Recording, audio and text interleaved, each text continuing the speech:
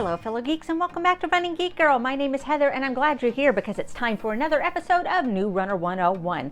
If you are new here, first of all, make sure that you hit that subscribe button so that you don't miss any of the running content that I have coming out all the time. New Runner 101 is a series in which I ask a lot of questions that I see beginner runners asking in various forums, Facebook groups, and so on. And there are a lot of the same questions that I had when I first started running. So I address a couple of them at a time in order to help you out. I have a playlist of some of the previous episodes up here if you would like to watch those and get some more information. But for now, we're going to jump ahead with two more questions. First of all, how do I set up a training schedule? And second, how do I fuel a long run or race? Let's start with setting up a training schedule. So you have chosen a race and you are ready to go, but now what? Well, the good news is you've done the first step, and that's just finding a race in the first place. Now that you have registered for the race, you have an end date. You have a goal to reach and you know when you need to get there.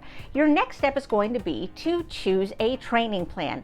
I have a video that's up here that talks a little bit more about choosing an online training plan, and I have several reviews of different training plans that you can find online here on the channel. Once you find the kind of plan that works for you and your type of schedule and your training that you have in mind, then take a look at it and make sure that you understand all of the terms that are being used on that training plan, such as tempo run, fartlek, cross training.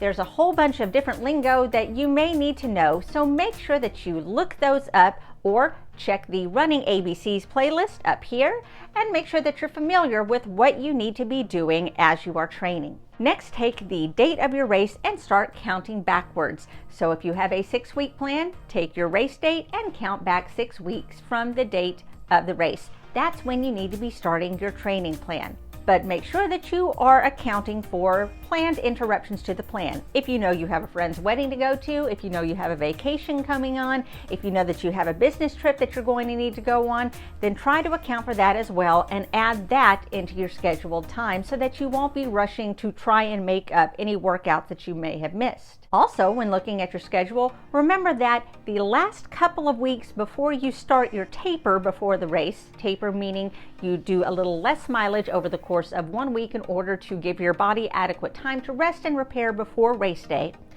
The first couple of weeks before that taper are usually going to be some of the hardest in your training plan. You will have longer miles, more speed workouts, just a lot more work overall. And so make sure that you have cleared things with family, colleagues, what have you, to make sure that you have adequate time to prepare in those last couple of weeks for the hard work that is going to get you to that finish line. Once you get past those couple of weeks, it does get a bit easier.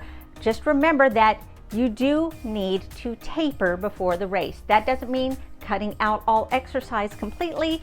It just means cutting back on how much exercise you're doing in order to give your body time to repair itself before you have to push on race day. It may sound like a little thing, but tapering really is an important part of the racing process. Next, you need to remember to be patient with yourself throughout this process. Training for a race is hard, no matter what distance and no matter what level you're on. If it helps, you may want to write down your why. Why is it you wanted to do this race in the first place? To make yourself feel better, to prove something to yourself? Why is it that you want to finish this race and cross that finish line? Even if it's something that's seemingly silly, like I just want a medal, that still counts. Write it down, stick it on a post-it note, and put it up on the mirror where you can see it every day. Remind yourself why you're putting yourself through all of this training. Also, keep in mind that you do not have to be chained to this plan. You need to be able to adapt when necessary. There are times when you get injured. There are times when you don't feel well. There are times when a family member doesn't feel well. There are times when an unexpected trip has to come up. You need to make sure that you can roll with the punches. Don't try and cram more training in. Don't try and fit all of your long runs into one weekend just because you've missed more than one. Just take a break and pick back up wherever necessary. It's better to go in just slightly undertrained than trying to overtrain to get to the finish line and check off all the boxes on your training plan. Training for a race can be a tough and time-consuming ordeal, but with a little bit of patience and planning, you can definitely get through it. Next, let's take a look at how to fuel a long run or race. Now, this is just as important as figuring out how to hydrate your race, which is something that we have talked about in other videos. Link up here if you would like a little more information. First of all, why is it that you need to fuel a long run or race in the first place? Well, your body contains a certain amount of glycogen stores, and that is what gives your muscles the energy in order to keep moving. We typically carry at least 2 hours worth of glycogen in our body before we hit the dreaded bonk. If you're not familiar with the term bonk, or as some people will call it, hitting the wall, that's when your mind and body get to a point where they just don't feel that they can go any further and everything just starts to shut down. The idea is to put fuel and extra glycogen into your body so that you can head that off at the pass, usually around 30 to 45 minutes after you start your activities. The very important thing to remember is you've got to practice this before race day. You've heard it said over and over on this channel and everywhere around you, nothing new on race day. That goes for clothes, it goes for shoes, it goes for hydration, and it definitely goes for fuel. You don't know how your body is going to react to different types of fuel until you try them. And trust me, I know from experience you don't want to try a brand new fuel on race day only for it to find out that it completely disagrees with your system. It's not fun. So what exactly is a fuel? Well, it's anything that is going to give you quick energy, usually through carbs, which your body will then convert into glycogen in order to give your muscles energy. So you want something that is going to be a fast absorbing, simple carb that is going to agree with your digestive system. There's good news and bad news about this.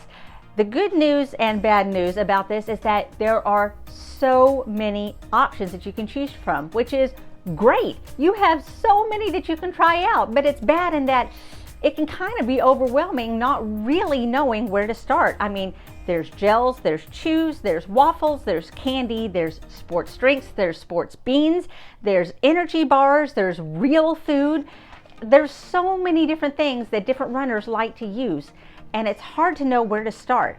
So what do? Usually the easiest thing to do is to start what is going to be readily available to you. So start looking around at local running stores, even at the grocery store, and think about the things that you typically like to eat when you are feeling that you need just a little bit of an energy boost. I personally started with gels, but I had to try about 3 or 4 different brands before I found one that really truly worked for me without upsetting my stomach. I've also recently learned that kind of a slow drip of sports drinks, particularly Gatorade or Tailwind, that I just sip throughout the course of a long run or race also does a whole lot to help me without upsetting my stomach. I know some runners that rely on energy bars. I know others that feel that energy bars just weigh down too heavily on their stomachs when they run. I also know quite a few people that rely on real food when they run, such as pouches of applesauce, which I've also used before, small boxes of raisins. I have a friend that relies on having a friend or family member meet them at a certain mile point in the race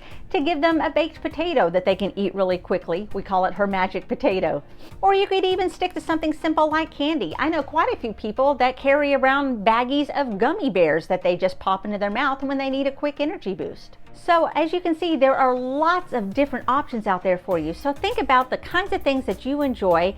Feel free to branch out a little bit and see if maybe something works a little better for you. One of the most important bits of information to remember, though, is to check the fat and protein content on anything that you're going to use, especially if you're choosing to use real food or homemade energy bars, energy balls, and things like that. You're going to want to avoid too much protein or fat, as those can tend to weigh you down. They don't really add all that much to your glycogen. Those are best saved for after the race when you are trying to refuel after you are done running. The general rule is that you want to try to take in at least 30 to 65 grams of carbs per hour that you are out running. Now, this is going to vary from person to person based off of your size, how fast you're running, the conditions in which you're running. So, like I said, that's just kind of a rule of thumb. It's a place to start. Some people will need more and some people will not need that much. Now, some races will have aid stations.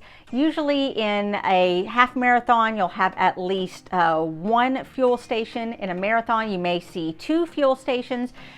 depending on where you're running, what type of race you're running.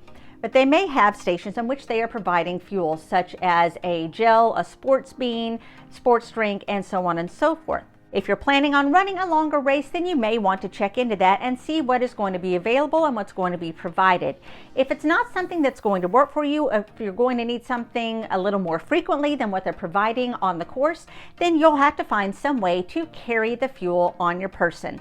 This will be in pockets, in a flip belt, in some sort of a fanny pack, in a hydration flask. There's lots of different ways that you can find to carry fuel as you are running. Again, this is something that you will need to practice over the course of your training. Maybe you don't like the feel of the gels rolling around in your pocket and you maybe want to attach them to a safety pin and pin them to your waistband. Or maybe you don't like running with a handheld hydration carrier, so you'll want to go with something on your back. These are all things that you can figure out as you are going through the training process to see what works best for you. But again, the important thing is nothing new on race day. Make sure that it's something that you practice, and even if it's not 100% perfect, it should be something that you're at least familiar with. So there you have it. There are 2 more questions answered in the new Runner 101 series. How do I set up a training plan, and how do I fuel a long run and race?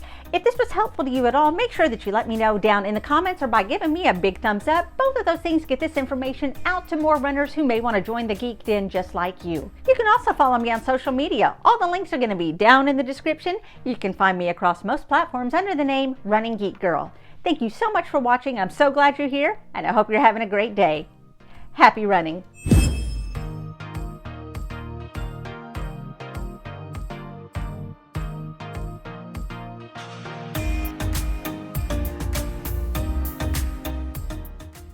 When in doubt, just carry a cat. Yeah.